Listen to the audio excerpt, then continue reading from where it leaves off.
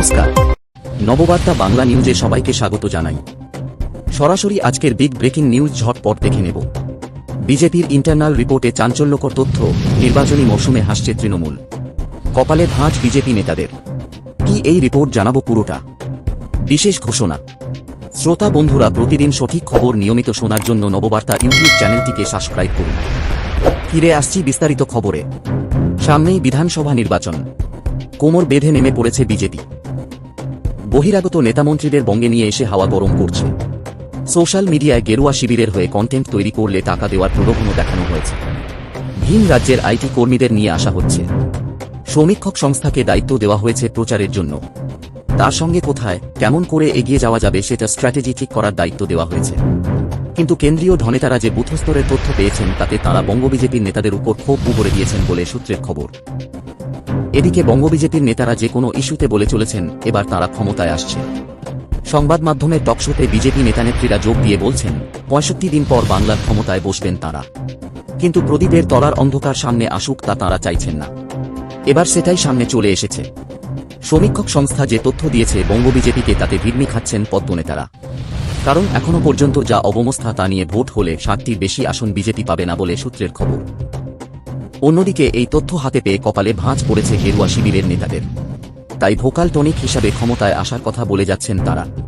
প্রত্যেক জেলায় বুথস্তরের সংগঠন এখনও তলানিতেই রয়েছে, এমনকি গোষ্ঠীদ্বন্দ্ব এখনও অব্যাহত রয়েছে। তার মধ্যে এমন রিপোর্ট চাপে ফেলে দিয়েছে তাদের। এই তথ্য দেওয়া নথিকে বিজেপির ভাষায় বলা হচ্ছে ইন্টারনাল রিপোর্ট। এই বিষয়ে নাম প্রকাশে অনিচ্ছুক এক আদি বিজেপি নেতা বলেন, এমন একটা রিপোর্ট এসেছে সেটা ঠিক। আসলে সংগঠনের হাল ফেরেনি, এখন আর চেষ্টা করেও বিরাট লাভ হবে না। বিষয়টি কেন্দ্রীয় নেতৃত্বও জানে। এছাড়া বিজেপির এই ইন্টারনাল রিপোর্টের কথা জানতে পেরে গিয়েছে তৃণমূল কংগ্রেস, আর তা নিয়ে তাঁরা এখন হাসছেন। তৃণমূল কংগ্রেস নেতা সমীর চক্রবর্তী সদ্য এক সংবাদ মাধ্যমের টকশোতে বিষয়টি উল্লেখ করে বলেন, এই বিধানসভা নির্বাচনে বিজেপি হেরে গিয়েছে, সেটা তাঁরাও জানেন, কিন্তু মুখে বলতে পারছেন না। এই দেওয়াল লিখন হয়ে গিয়েছে। ইতিমধ্যেই নানা প্রচারে বেরিয়ে তৃণমূল কংগ্রেসের সর্বভারতীয় সাধারণ সম্পাদক অভিষেক বন্দ্যোপাধ্যায় দাবি করেছেন বিজেপি এবার ৫০ পার করতে পারবে না। সেটার সঙ্গেই কার্যত মিলে যাচ্ছে বিজেপির ইন্টারনাল রিপোর্ট বলে সূত্রের খবর। নির্বাচনী উত্তাপের মাঝেই বিজেপির এক চাঞ্চল্যকর অভ্যন্তরীণ রিপোর্ট ঘিরে রাজনৈতিক মহলে শোরগোল পড়ে গিয়েছে। কেন্দ্রীয় নেতৃত্বের নির্দেশে পরিচালিত এক সমীক্ষায় দেখা গেছে রাজ্যে বুথস্তরের সংগঠন অত্যন্ত দুর্বল এবং গোষ্ঠীদ্বন্দ্ব অব্যাহত। সূত্রের খবর, বর্তমান পরিস্থিতিতে ভোট হলে বিজেপি ৬০টির বেশি আসন পাবে না বলে ওই রিপোর্টে উল্লেখ করা হয়েছে। এই তথ্যে বঙ্গ বিজেপি নেতাদের কপালে চিন্তার ভাঁজ পড়লেও জনসমক্ষে তাঁরা জয়ের দাবি বজায় রাখছেন। অন্যদিকে বঙ্গ বিজেপির এই প্রতিকূল রিপোর্টের খবর প্রকাশ্যে আসতেই তৃণমূল শিবিরের আত্মবিশ্বাস তুঙ্গে। শাসক দলের নেতারা কটাক্ষ করে বলছেন, পরাজয় নিশ্চিত জেনেই বিজেপি এখন কেবল মনস্তাত্ত্বিক লড়াই চালাচ্ছে।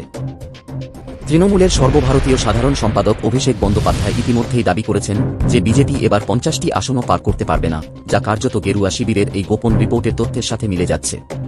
দলের আদি নেতাদের একাংশ স্বীকার করেছেন যে সংগঠনের বেহাল দশার কারণে এখন শেষ মুহূর্তের চেষ্টায় বিশেষ লাভ হওয়ার সম্ভাবনা কম। ভিন রাজ্যের আইটি কর্মী ও বহিরাগত নেতাদের দিয়ে প্রচার চালালেও নিচুতলার কর্মীদের নিষ্ক্রিয়তা শীর্ষ নেতৃত্বকে ভাবিয়ে তুলেছে। এই অভ্যন্তরীণ কোন্দল ও সাংগঠনিক ব্যর্থতার রিপোর্ট নির্বাচনী বৈতরণী পার হওয়ার ক্ষেত্রে বিজেপির সামনে বড় চ্যালেঞ্জ হয়ে দাঁড়িয়েছে। এই ছিল এখনকার সংবাদ। সবাইকে সাথে থাকার জন্য ধন্যবাদ।